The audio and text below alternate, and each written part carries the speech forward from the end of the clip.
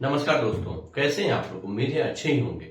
आज जिस टॉपिक को मैं डिस्कस करने जा रहा हूं वह दिन ब दिन काफी इंपॉर्टेंट होता जा रहा है। जी हाँ, कई बार हम लोग सुनते हैं कि फलाने को 41A का नोटिस आया या फलाने को जो है थाना से ही बेल मिल गया। ये आम बोलचाल की भाषा में होता है, थाना ही बेल दे दिया या थाना पर्सनल बॉन्ड पे उसको रिलीज कर दिया। तो अब प्रश्न उठता है कि आखिर 41A का नोटिस है क्या, या 41A का नोटिस जो सीआरपीसी में था तो सीआरपीसी तो भैया आउटडेटेड हो गया है। तो सीआरपीसी की जगह किसने लिया, बीएनएसएस ने लिया है, भारतीय नागरिक सुरक्षा संहिता ने लिया है। तो भारतीय नागरिक सुरक्षा संहिता में कहां पे यह प्रोविजन मेंशन है 41A का, तो 41A का जो है ऑप्शन जगह कौन ले लिया है, 35 का सब क्लॉज 3। तो इसमें क्या होता है कि जो भी केस है जो 7 साल तक का जिसमें सजा है वैसे में नोटिस करना मैंडेटरी कर दिया गया है। तो अब हम लोग जानते हैं कि आखिर 35 सब क्लॉज 3 का नोटिस आएगा तो कब आएगा, यदि आता है तो क्या करना है, यदि नहीं करेंगे तो क्या होगा। सारे जो आपके क्वेश्चंस हैं उसका जवाब आज के वीडियो में मिलने वाला है, इसलिए अंत तक बन रहिएगा। यह वीडियो काफी ये इंपॉर्टेंट होने वाला है। चलिए समझते हैं हेडिंग को। 41A या 35 का 3 का नोटिस का मतलब क्या है। तो अब तो ये थोड़ी देर पहले मैंने बताया कि इसका जगह किसने ले लिया, 35 35 सब प्लस 3 बीएनएसएस में मेंशन है। तो अब जब भी नोटिस आएगा आपको यही नोटिस आएगा। अब फिर आपके जेन में क्वेश्चन उठता है, व्हाई दिस नोटिस सर्व, या थाना के द्वारा आपको यह नोटिस क्यों सर्व किया जाता है। तो समझिए इसके बेसिक कॉन्सेप्ट क्या है।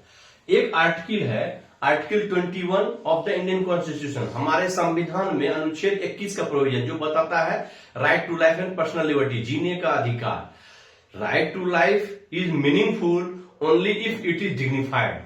आपके जीने का अधिकार तभी जीने का अधिकार आपको सही मायने में मिलेगा जब वो आपकी डिग्निटी को भी प्रोटेक्ट करता है। पहले क्या होता था, कोई एफआईआर हुआ, पुलिस आपको मैकेनिकल वे में आपको या आपके परिवार को जिसका भी नाम प्राथमिकी में दर्ज है उसको उठा के बिहाइंड द बार रख दिए। बाद में पता चला वह झूठा केस था। तो जो आपकी गरिमा थी, जो सेल्फ रिस्पेक्ट था, जो रेपुटेशन था सोसाइटी में, वो क्या हुआ, प्रश्नवाचक चिन्ह लग गया। क्यों, पूरा सोसाइटी देखा कि आप लोग जेल से आए हुए। तो वैसे लोगों को क्या करते थे, जो इज्जत आप सालों में वर्षों में कमाते हैं वह एक चुटकी में जो है धराशायी हो जाता है। इसलिए सुप्रीम कोर्ट को लगा नहीं ये गलत हो रहा है, कहीं ना कहीं मैकेनिकल वे में काम कर रही पुलिस को जो है रेशनलिटी जो है उसको बॉन्ड करना पड़ेगा। तो तभी एक जजमेंट आया है जो लैंडमार्क जजमेंट है, उसका नाम है Ernest Kumar versus state of Bihar. आप तो बहुत सारे लोग भी जान गए इसको, Ernest Kumar versus state of Bihar. Ernest Kumar versus state of Bihar में ऑनरेबल सुप्रीम कोर्ट ने गाइडलाइंस दिया है सभी थाने को, पुलिस स्टेशन को, कि आपको क्या करना है और क्या नहीं करना है। तो इसमें गाइडलाइंस दिया गया है ऐसा ऑफेंस या क्राइम जिसमें maximum punishment up to 7 years हो या उससे कम का हो। यदि वैसा सजा वाला कोई भी ऑफेंस होता है तो यदि कोई व्यक्ति है जिसका नाम एफआईआर में दिया गया है तो उन लोगों को पहले आप क्या करेंगे, नोटिस देंगे। नोटिस है किसका, 35 सब क्लॉज 3 का, पहले 41A का नोटिस देगा, नोटिस भेजेंगे और कंसर्न पर्सन थाने में आएगा। तो आप उससे सारा इंफॉर्मेशन गैदर करेंगे, कलेक्ट करेंगे। उसके बाद ही आप उसको जो है क्या करेंगे, पर्सनल बॉन्ड पे रिलीज कर देंगे और बताएंगे कि आप यह जब जब आपको कोई थाना के द्वारा बुलाया जाएगा तब तक आप अनुसंधान में मदद करने के लिए हाजिर होंगे। और आप विक्टिम को परेशान नहीं करेंगे, एविडेंस को टेम्पर नहीं करेंगे, जो भी है उसको सलाह देके आप पर्सनल बॉन्ड पे छोड़ देंगे। ठीक है, लेकिन फिर क्या हुआ, पुलिस वाले में कोई इंप्रूवमेंट नहीं हुआ। तब क्या हुआ, एक जजमेंट आया, फिर लैंडमार्क जजमेंट से एक कदम आगे बढ़ के ऑनरेबल सुप्रीम कोर्ट थोड़ा एग्रेसिव मोड में आए तो जजमेंट दिया उन्होंने सुरेंद्र कुमार अंतिल वर्सेस सीबीआई। इसमें उन्होंने कहा कि पहले भी हमने अर्नेस्ट कुमार में कहा था कि किस तरह के केस में आपको क्या करना है, आप फिर भी मैकेनिकल वे में काम कर रहे हैं। यदि आप अपने रेशनलिटी को यूज नहीं करेंगे और आप मैकेनिकल वे में रेस्ट करते हैं और ऐसा प्रूव हो जाता है तो कंसर्न जो भी आईओ है वो सस्पेंड होगा, डिपार्टमेंटल प्रोसीडिंग भी आप पे लिया जाएगा। इसलिए ये दोनों जजमेंट जो है रिलेवेंट हो गया। और अब क्या है, हर एक स्टेट में ऑनरेबल हाईकोर्ट ने भी इस पे जो है एग्रेशन के साथ इसको एक्सेप्ट किया है। और उन्होंने जो भी केस आता है 7 साल तक का, पहले देखेंगे जैसे कई सारे एंटीसिपेटरी फाइल किया हाईकोर्ट में, हाईकोर्ट बोलेंगे कि नहीं आप इसमें आपको 41A का लाभ मिलना चाहिए, आप मेरे पास डायरेक्ट क्यों आ गए, आप जाइए पहले 41A का लाभ लीजिए। यदि पुलिस वाला नहीं देगा तब आप बताइए हमको, तब हम देखते हैं कैसे काम करना मुझे। तो अब कहीं ना कहीं जो लोअर कोर्ट है या डिस्ट्रिक्ट कोर्ट है वहां पे भी यह फॉलो करना शुरू कर दिया गया है। तो चलिए अब समझते हैं इसके प्रोविजंस को कि 35 सब क्लॉज 3 में नोटिस जाएगा तो क्या क्या होगा। इन सारे प्रोविजन समझेंगे तो आपका आधा क्वेश्चन सॉल्व हो जाएगा। फिर जो फाइनल क्वेश्चन है उसको मैं वाइंड अप करता हूं। 35 सब क्लॉज 3 में नोटिस मिला तो आपके पास जो है 35 सब क्लॉज 4 का ऑप्शन खुलता है। 35(4) बोलता है the person who has been given this notice that person has to comply with the terms of the notice. उस नोटिस पे लिखा रहेगा आपका नाम और लिखा रहेगा कि आपको सूचित किया जाता है या कि आप सो एंड सो केस में आपका नाम है या सो एंड सो केस में जो है आपका जो है उपस्थिति अपरिहार्य है, फलाने डेट पे फलाने थाने पे आप अपियर होइए। ऐसा नहीं है आपका नाम प्राथमिकी में होगा तभी नोटिस होगा। यदि पुलिस वाले को अनुसंधान के पर्पज से भी आपको नोटिस करना होगा, जैसे साइबर क्राइम की केस में होता है, तो आपको वो नोटिस करेगा और आप आइए और जो डॉक्यूमेंट मांगते हैं वो डॉक्यूमेंट उनको प्रोवाइड कीजिए या जो इन्फॉर्मेशन वो गैदर करना चाहते हैं वो इन्फॉर्मेशन उनको दीजिए और आप जो है वो छोड़ देगा। जरूरी नहीं है कि आप प्राथमिकी में दर्ज जो है ऑफेंडर। चलिए अब आपको नोटिस आता है तो क्या बोलता है, नोटिस जो है 35 सब क्लॉज 4 बोलता है कि आपको यह एडहेयर करना ही पड़ेगा, हैज टू कंप्लाई, आना चाहिए। अब आपके पास दो विकल्प, या तो आइएगा या तो नहीं आइएगा।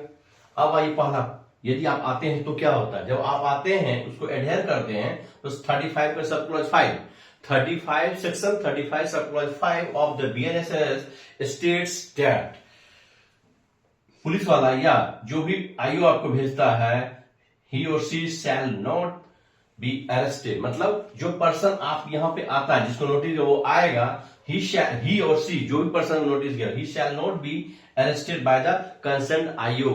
वह आईओ या पुलिस वाला आपको अरेस्ट नहीं करेगा। ये अबाइडिंग सेक्शन, ये क्लॉज है, यानी ये बाध्यता है। अनलेस, फिर बोलता है ये सेक्शन, अनलेस जब तक कि police has opinion that he should be arrested.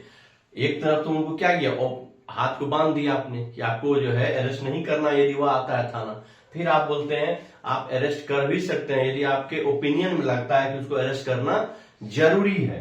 तो यहां पे आपने हाथ बांधा, यहां पे आपने उनको फ्री हिट दे दिया, ठीक है। यहीं पे होता है खेल, जो रियल प्रैक्टिस में जो आप देखते हैं इस डिस्क्रिप्शन का मिसयूज भी है, इस डिस्क्रिप्शन को देने का मजबूरी भी था सेक्शन को। चलिए, पुलिस जो भी आपको ओपिनियन बना के अरेस्ट करती है तो ही has to recorded the reason, उसको रीजन लिखना होगा और उस रीजन के साथ नियरेस्ट मजिस्ट्रेट को आपको प्रोड्यूस करना होगा कि हमने इसको अरेस्ट किया, कारण यह है। यदि कारण मजिस्ट्रेट साहब को जेन्युइन लगता है तब तो वो जुडिशियल कस्टडी वहीं से आपको कहां भेज देगा, केंद्रीय कारावास भेज देगा। यदि उनको लगता है कि रीजन जो लिखा गया वो कहीं न कहीं वेग है, कहीं न कहीं क्लियर नहीं है और इसको मैकेनिकल वे में अरेस्ट किया गया या किसी भी मोटिव की वजह से इसको अरेस्ट किया गया, तो पुलिस वहां पे जो है मजिस्ट्रेट जो है आपको छोड़ भी सकती है, ठीक है। अब यहाँ अपियर हुए तो क्या क्या हो सकता है। अब आइए दूसरा ऑप्शन, फेल्स टू कंप्लाई। यदि आपको नोटिस मिला और थाना पे नहीं पहुंचते हैं तो क्या होगा, सेक्शन 35 सब क्लॉज 6 यह बोलता है पुलिस में अरेस्ट, आपको पुलिस अरेस्ट भी कर सकती है। पुलिस बाध्य है आपको अरेस्ट करने के लिए, आपको अरेस्ट करना बाध्य नहीं है, पुलिस में अरेस्ट, पुलिस के पास ये एक्सक्लूसिव राइट दिया गया है, वो आपको अरेस्ट भी कर सकती है। लेकिन कंडीशन दिया गया है, orders as passed by the competent court, उसको कोर्ट से जो कॉम्पिटेंट कोर्ट है, जो उस कोर्ट आप इस एफआईआर से रिलेटेड जो कोर्ट है उससे वो क्या करेगा, ऑर्डर लेगा। यहीं पर आप सुनते हैं कि फलाना नहीं आया तो उसके अगेंस्ट में अरेस्ट वारंट ले लिया। अरेस्ट वारंट पे आप नहीं आते हैं तो आपको अगेंस्ट में 82 होगा, 83 होगा। 82 का सब क्या है, एक सेक्शन है जिसमें आपको एब्सकॉन्डर घोषित किया जाता है। 83 क्या है, कुर्की जब्ती। ये दोनों सेक्शन क्या है, सीआरपीसी का है। इससे रिलेटेड जो पैरेलल सेक्शंस हैं उस पर भी मैं वीडियो लाऊंगा। बाकी 82 को समझना हो तो मेरा वीडियो दिया हुआ है, उस पर जाकर समझिए कि 82 कब होता है और 82 इश्यू हो जाता है तो क्या करना है, क्या क्या राइट मिलता है, क्या क्या आपका राइट लॉस कर देता है। इसको जानना है तो आई बटन में जाइए और उस वीडियो को देख लीजिएगा। अब आइए, हमने जाना 35 में sub clause 3, 35 sub clause 4, 35 sub clause 5 and 35 sub clause 6। ये सारा क्या है, ये बीएनएसएस का प्रोविजंस है।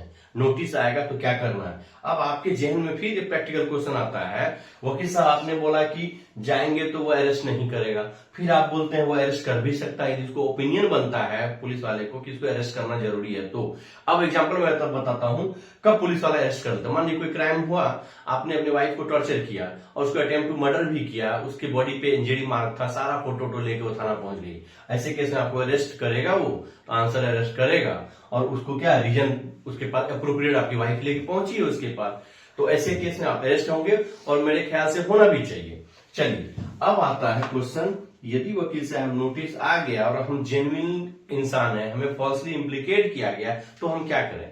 यदि आपका नाम प्राथमिकी में नहीं है, एफआईआर नहीं है और आप जेन्युइन इंसान है, तो आपको जाना चाहिए। यदि नहीं भी है और आपने क्राइम किया है तो भी आपको जाना चाहिए। लेकिन जाना से पहले क्या क्या करना है? यदि आप जाते हैं कंसर्न पीएस में तो आप अकेले मत जाइए, आप एडवोकेट के साथ जाइए। यदि मान लीजिए ये वाला प्रोविजन बनता था, आपके पास एविडेंस था जो यह दिखाता हो कि आपको फर्स्टली इम्प्लीकेट किया गया है, वो देंगे तो थाना क्या करे? रख लेगा। यदि अरेस्ट करे उसको फाड़ के फेंक दिया, फेंक तो सकता है, मैं ये नहीं बोलता फेंक देगा, फेंक दिया तो आपको क्या करे? अरेस्ट कर लिया वो, फिर थाना में जाने से फायदा क्या हुआ? तो कहीं पे भी एक्ट यह नहीं बोलता कि एडवोकेट के साथ मत जाइए।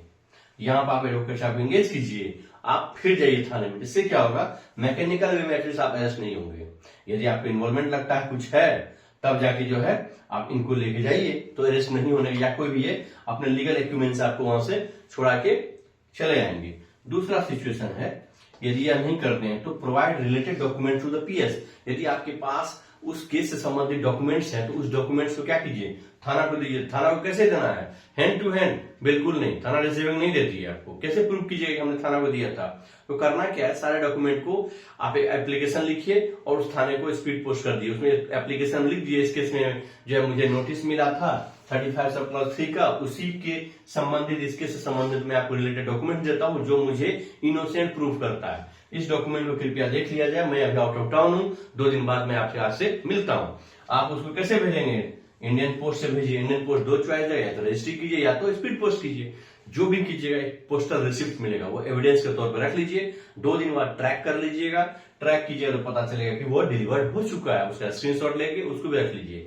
हमने आपको नोटिस भेजा, ये डॉक्यूमेंट भेजा, प्रूफ है पोस्टल रिसिप्ट, वो आपको मिल चुका है। उसका प्रूफ क्या है? वही जो इंडियन ट्रैक को गूगल पे जाके आप ट्रैक करते हैं, ट्रैक करके स्क्रीनशॉट रखते हैं। दोनों रख के 2 दिन बाद जाइए थाना, बोलेगा सर हमने आपको दे दिया था, 2-3 दिन पहले आपको रिसीव हुआ और इसमें हमको नोटिस मिला, तो हमें कृपया करके पर्सनल बॉन्ड पे रिलीज किया जाए, ये रहा इन्फॉर्मेशन। तो ये सारी जो प्रोसीडिंग्स हैं, ये सारा प्रोसीजर को यदि आप समझ जाएंगे तो आप इसको फॉलो कर पाएंगे और बिल लेने की जरूरत भी नहीं पड़ेगी। यदि आप लोग को मेरा वीडियो अच्छा लगा हो तो कृपया करके उस आम जन तक जरूर फैलाएं जिसके लिए यह लॉ रियल में बना है। क्योंकि पढ़े लिखे लोग तो गूगल भी कर सकते हैं और कम पढ़े लिखे लोग क्या करेंगे? लीगल एंट्री केसेस में फंस के रह जाएंगे। यदि आप लोग को मेरा वीडियो अच्छा लगा हो कृपया इसे लाइक करें, सब्सक्राइब करें और औरों के साथ जरूर शेयर करें। जय हिंद।